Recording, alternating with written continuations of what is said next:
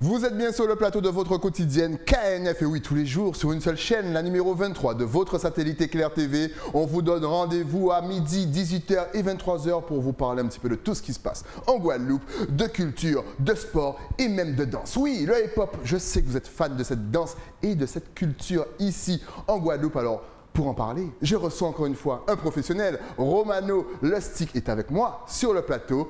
Qu'a-nous fait? Salut Styly. Bien installé? Merveilleusement bien mon frère. C'est le hip-hop qui te rend sec comme ça? Bah écoute, tu vois, c'est costaud mon gars. C'est une ligne de vie, tu vois, très très propre, très droite. Ça veut dire sport, bonne alimentation et toujours garder la tête sur les épaules. Alors déjà, toi, sur le plan personnel, tu es rentré dans l'univers du hip-hop à quel âge? Alors, moi, j'ai évolué très tôt dans le milieu du hip-hop, puisque je suis rentré à 14 ans dans cet univers fantastique. Qu'est-ce qui t'a plu? Qu'est-ce qui t'a motivé? Qu'est-ce que tu as vu qui a déclenché la passion? Alors, il faut savoir qu'à la base, je suis rentré dedans, c'était pas forcément par plaisir, c'était plus pour pouvoir m'exprimer de par certains faits de la vie, tu vois, qui étaient très compliqués, donc j'avais besoin de m'exprimer. J'avais besoin de justement véhiculer quelque chose, d'extérioriser peut-être une rage, une forme de haine que j'avais en moi dans l'adolescence.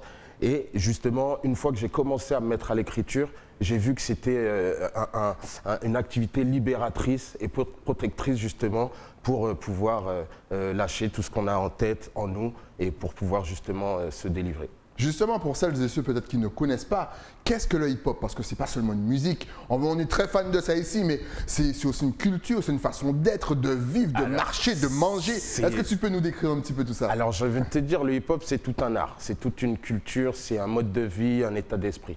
C'est un mouvement qui a commencé, ça fait plusieurs années quand même, dans les années fin 70, 80. Et à l'heure actuelle, ce mouvement qui a débuté aux États-Unis a voyagé, a traversé les frontières, les océans et arrivé en Europe, outre-Atlantique.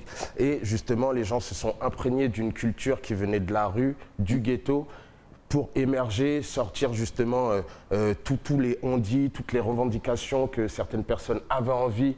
Et donc, ils l'ont fait passer par la musique. Et ce mouvement est né et a survécu et survit et continue à être transmis.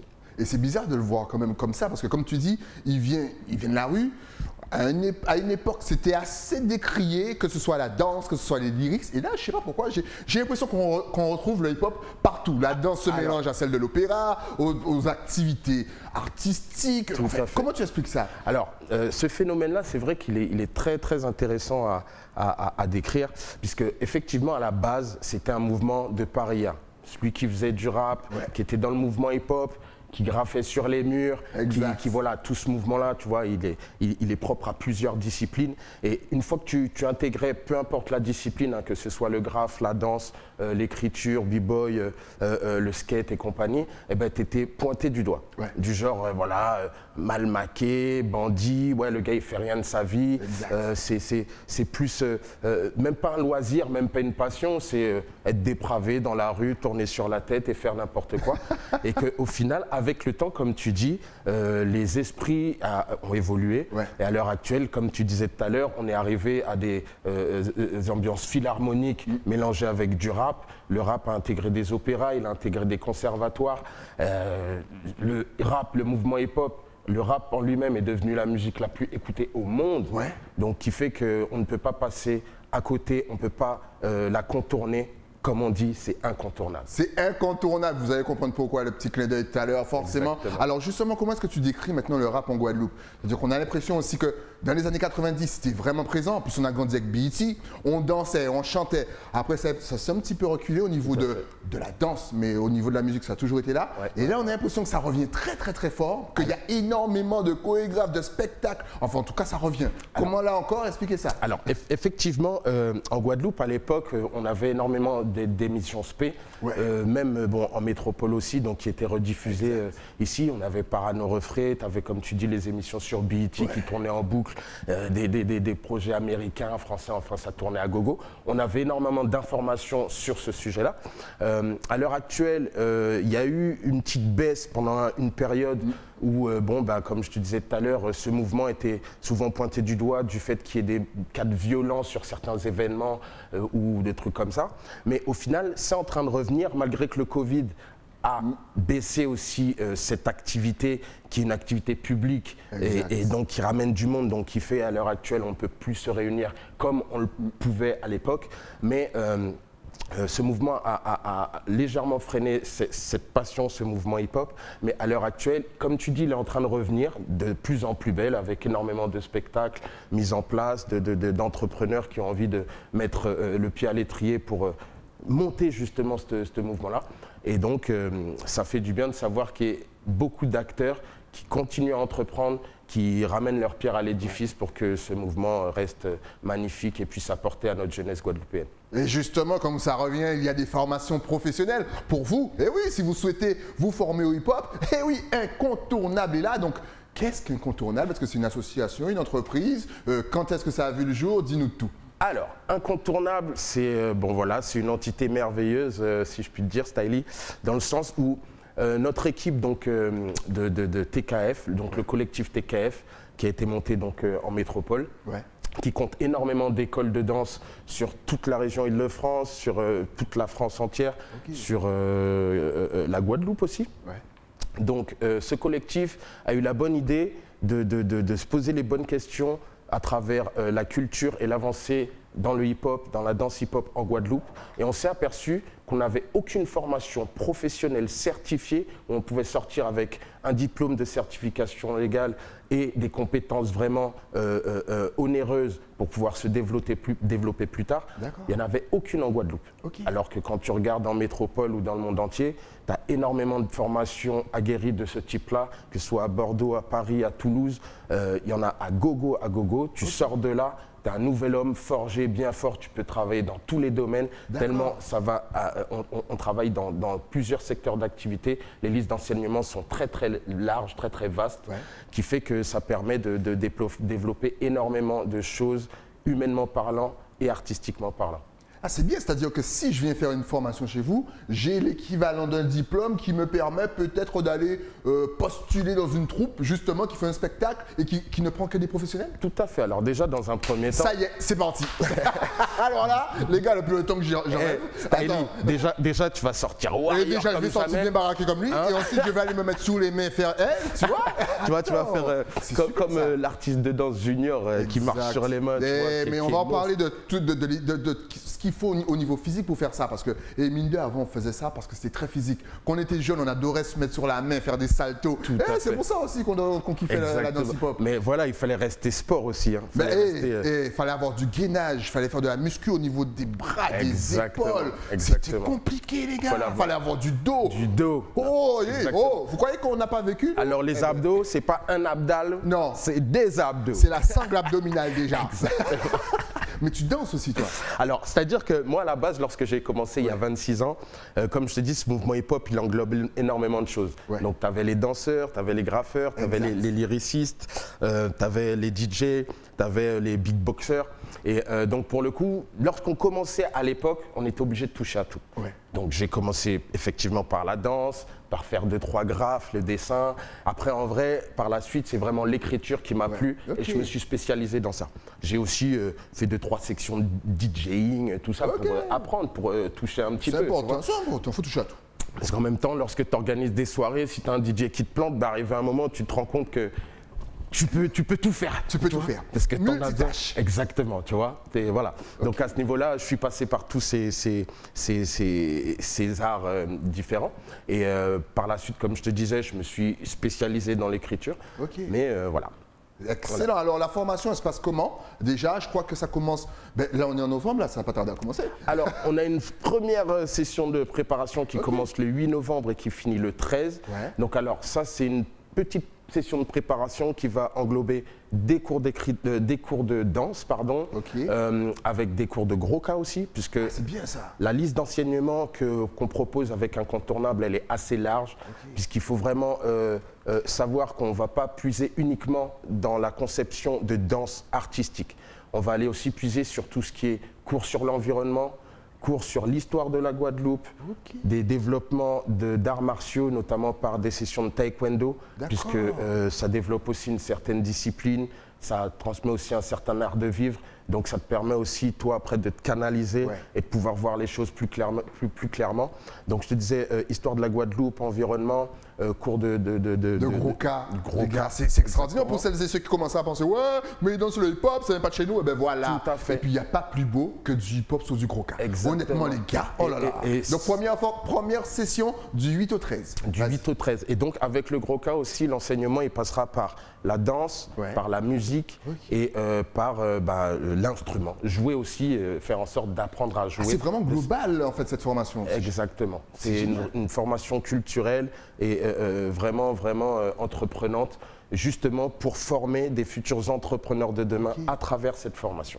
Excellent. Et il y aura qui comme professionnel? Je pense qu'il y aura des professionnels du pays. Est-ce qu'il y aura des professionnels, je ne sais pas, peut-être de la Martinique, des îles voisines ou de France, voire des États-Unis? Alors, il y aura des intervenants, des professionnels de la Guadeloupe, de France, de la Martinique aussi, bien sûr. Donc, on aura, bon, je n'ai pas tous les noms en tête. Bien sûr. De toute façon, il faudra aller sur les réseaux sociaux. Vous connaissez exactement. Il y a toutes les informations que vous pourrez souhaiter, vous les retrouverez sur les réseaux. Alors en termes d'intervenants sur les ateliers d'écriture notamment, avec moi il y aura Edsonix, que très vous connaissez très bien, qui est un artiste engagé, qui envoie énormément de gros lyrics, qui a un gros potentiel aussi de transmission, parce que c'est quelqu'un qui est écouté et puis qui a un phrasé et puis une prestance que lorsqu'il se met à communiquer, les gens l'écoutent. Ah oui, tu es obligé d'écouter. Donc voilà, on a aussi des chorégraphes, des metteurs en scène comme Papillon, Dorian, on a aussi Fanfan. Voilà, on a une belle petite troupe d'intervenants artistiques qui vont travailler avec nous. Et voilà, on a déjà monté le truc, ça se passe bien. On attend juste que ça démarre pour pouvoir mettre ça au haut niveau. Et est-ce que lorsque, à la fin de chaque session, il y aura peut-être, je ne sais pas, un spectacle, j'allais dire un spectacle de fin d'année, le gars qui est toujours sur l'école, mais un spectacle de fin de session? Alors, pourquoi pas? En mode écriture, en mode danse, en mode show, en mode spectacle? C'est une très bonne question, Stylie. Alors, dans l'état d'esprit, bien sûr, la formation qui va compter 1125 heures, donc comprenant des cours hip-hop, donc les cours d'environnement et tout ce que je te disais tout à l'heure. Au-delà de ces heures-là, on a aussi mis en place une tournée. C'est-à-dire qu'en fin de formation, on va mettre en place 5 tournées artistiques, plus 5 déplacements. On a vu pour que ces déplacements, dans les 5, il y ait des déplacements internationaux, voilà, voire France, peut-être plus loin, ne sait-on jamais, avec nos contacts. Et aussi en Guadeloupe. Donc pour que ces élèves qui ont participé à la formation puissent commencer à avoir le goût de la tournée, tel un artiste professionnel aguerri, et commencer à le mettre dans le bain. Ouais, surtout le côté professionnel, la rigueur qu'il faut. Exactement. Justement, et c'est de quel âge à quel âge alors? Parce que bon, encore une fois, on revient sur le côté physique. Je suppose que si on est trop vieux, on ne peut pas y aller. Si on est trop jeune, on ne peut pas y aller. Comment ça se passe? Écoute, on n'a pas on n'a pas d'âge, venez. D'âge particulier. C'est-à-dire qu'il y a quand même... Regardez-moi ça, je peux pas faire ça, moi, j'ai plus de genoux. S'il te plaît. Je pense que tu as le niveau, tu vois. Ouais, tu vois, non, ce que je veux leur donner espoir. Mais vous savez que, dans ce hip-hop, le but, c'est... Tout à l'heure, je vais vous donner un petit coup sur les mains, là, vous savez rien comprendre. Tac, il va nous tourner sur la tête. Mais le but n'est pas non plus de fracasser les élèves ou les futures personnes qu'on va former. C'est vraiment de les rendre plus solides mentalement, physiquement, et qui puissent vraiment acquérir des compétences hors pair qu'ils n'avaient pas auparavant. Alors, l'âge requis, donc c'est 16 ans, à partir de 16 ans. Bien sûr, être en bonne santé, hein, bien sûr. Tu demandes un certificat médical avant de venir s'inscrire? Je pense que ce sera sans doute de rigueur. On va mettre ça en place, mais c'est pas sûr, mais c'est possible. Donc 16 ans, soyez en bonne santé, bonne forme. Et ça va jusqu'à quel âge?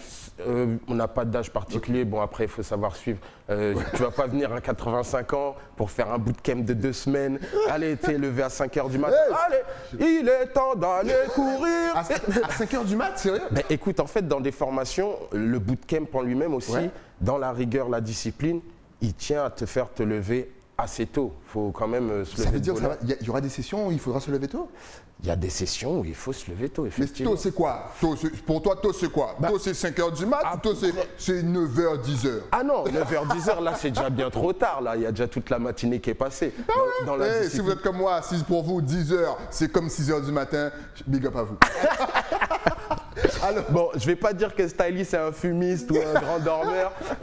Alors, donc, mais en gros, c'est vrai que ça va commencer tôt, vers les 6h. Voilà, le temps de se mettre en forme, bien sûr. Comme à l'école, bien sûr. Parce qu'avant chaque session, peu importe la session, que ce soit un cours sur l'environnement ou un cours de danse, il y a quand même une remise en forme qui est de mise et qui est importante aussi pour l'état d'esprit, le métabolisme. Donc, dans ces modèles de remise en forme, en général, c'est sportif. Sport, dès le matin. C'est voilà. De toute façon, on est en Guadeloupe, la journée commence à 3h du matin ici. Le coq chante à... Le coq chante à 5h déjà de 1 et on sait qu'il faut se lever. On dit Admiral, on tirera un soleil. Et là, c'est sur toute la journée, comment ça se passe? Pardon? C'est sur toute la journée? C'est-à-dire que lorsqu'on commence une journée, on va jusqu'à 5h de l'après-midi? Ou est-ce que c'est par exemple de 6h à midi et puis l'après-midi on l'a un petit peu pour nous? Est-ce que ça reprend à 16h? Comment ça se passe? Alors, les stages de préparation donc, qui débuteront du 8 au 12. Alors, ce sont des... Au 13, pardon. Merci. Écoute, c'est moi qui fais le planning. Non, mais il est attentif, Non, mais j'ai mes notes, mais elles sont pliées. Non, mais c'est là, l'animateur. Tout dans la tête. Non, franchement, le gars est professionnel. Merci. Écoute, et tout à l'heure, on va attaquer la page 2022, parce que c'est pas seulement 2021. Exactement. Alors, tu vois. Comment ça se passe donc, du 8 au 13, effectivement. Et ce sont des sessions qui vont commencer à 7h30. Et qui finiront à 13h30, 14h30 par là. Après, les après-midi seront libres, puisque comme je te disais tout à l'heure, bon, on commence effectivement à 7h30, mais avant, il y a peut-être des préparations physiques qu'on mettra en place. Et à côté de ça, il faut aussi que les élèves puissent récupérer, ne serait-ce que physiquement, et puis mentalement aussi, puisqu'on va envoyer énormément de contenu. Alors, on parle de hip-hop, mais depuis tout à l'heure, je pense que vous voyez un double écran. Donc, il y aura aussi un côté environnement, donc agriculture. Et oui, il y a de tout dans cette formation, c'est génial. Vous avez vu aussi du taekwondo. Vous allez vous demander, mais pourquoi? Il y aura aussi du taekwondo pour le mental. C'est important. Alors, comment le hip-hop joue sur notre mental? Depuis tout à l'heure, tu dis renforcement au niveau du mental. Le taekwondo, les sports de combat, c'est vraiment génial pour ça. Voilà. Donc, c'est pour ça qu'on voit ça en double écran. Mais comment le hip-hop peut nous aider à devenir plus fort au niveau mental? Alors, comment il peut nous aider à devenir plus fort? Déjà, dans l'état d'esprit que le hip-hop, c'est une organisation et un art de groupe. Donc déjà, travailler en équipe, c'est mettre en place des travails de cohésion, de coordination et d'être unis, d'accord? De partager sa lumière, partager son énergie pour que les projets puissent être amenés à bien. Projets musicaux, de danse et ainsi de suite. À partir de là, une fois qu'on a réussi à être coordonné et mettre en place un bon travail d'équipe, une bonne cohésion, logiquement, tout doit se passer dans le meilleur des mondes, sans stress, sans angoisse, juste t'apportes les bonnes questions, tu reçois les bonnes réponses et ça permet de travailler en équipe en fait, d'accord? Ce concept-là, il est vraiment très important parce que je remarque que plus le temps passe, plus les gens sont individualistes. Alors que la danse hip-hop, l'art hip-hop, c'est un mouvement qui est fédérateur, qui rapproche, qui unit. D'accord? Et une fois qu'on est unis, on est plus fort. Bien sûr, ne pas se perdre avec plusieurs états d'esprit vraiment différents qui peuvent apporter au conflit, mais vraiment le hip-hop uni et lors des pratiques, voilà, on est tous ouverts à la même passion, au même univers, qui fait que on arrive à avancer d'une manière sereine, correct et avec énormément de discipline. Voilà ce que le hip-hop peut nous apporter. Excellent. Donc en plus de tout ça, comme il vient de l'expliquer, il y aura du taekwondo, du groka, du graphe, de l'agriculture, vraiment pour vous faire sentir one, we are one. Et justement, donc il y aura une session du 8 au 13, mais je crois qu'il y aura plusieurs sessions. Après, je pense en décembre, en 2022 aussi. Alors, vous allez vraiment sur la durée là? On va sur la durée, c'est-à-dire que la première session de préparation sera donc au mois de novembre, d'accord, 2021, comme on a dit, on répète les dates depuis tout à l'heure, du 8 au 13. Voilà, si ça fait qu'il y a du 8 au 13, il y a un truc, alors là, c'est pas de notre faute. Ensuite, on aura une autre session au mois de février 2022 et la troisième session, si je ne m'abuse, sera en avril 2022. Et la formation professionnelle en elle-même commencera en septembre 2022 et terminera en août 2023. Donc c'est un an de formation bien rempli, 1h25 d'heures professionnel vraiment rempli avec, comme je vous disais tout à l'heure, les cours, le sport, la discipline, tout ça mis en place, l'environnement, l'agriculture, l'histoire du terroir guadeloupéen, enfin tout un enseignement global sur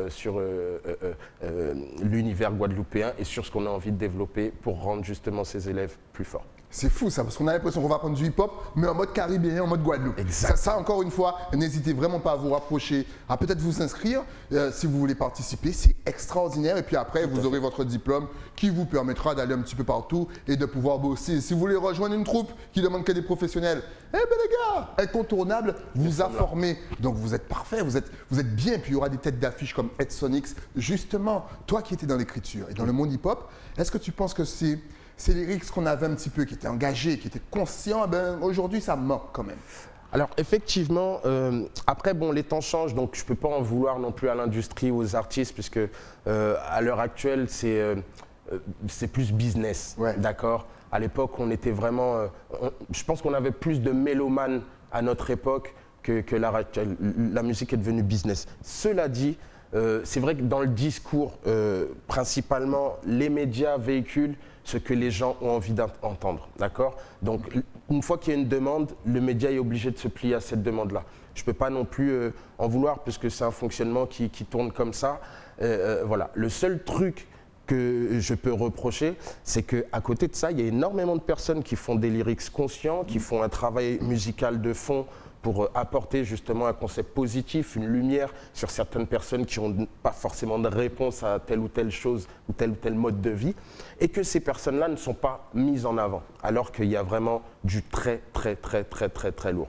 Sur le poids de la balance, effectivement, tu as le rap commercial qui prend le dessus, tu as le rap conscient et ouvert qui est un petit peu camouflé par le mainstream, mais à l'heure actuelle, je pense qu'on arrive à bien défendre quand même nos valeurs, malgré que le rap commercial prend plus le dessus.